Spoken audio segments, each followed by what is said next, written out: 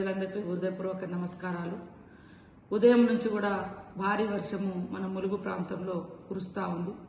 ఈ క్రమంలో ఎవరికి వారం అప్రమత్తంగా ఉంటూ మరి తగిన జాగ్రత్తలు కూడా తీసుకోవాల్సిన అవసరం ఉంది.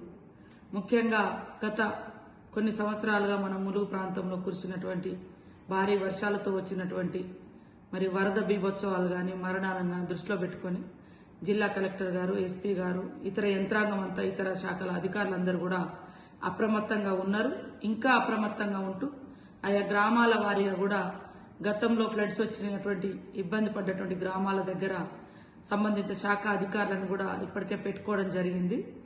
ఇంకా కూడా ఈ రోజు నైట్ కానీ రేపటి వరకు కూడా అప్రమత్తంగా ఉండాల్సిన అవసరం ఉంది. ప్రజలందరికీ కూడా పేరు పేరున విజ్ఞప్తి చేస్తా ఉన్నాను. వాగులు దాటే ప్రయత్నం చేయొద్దు. నైట్ పూట మరి ఊర్ల బయటకు వచ్చడం లేదా వాగులు దాటి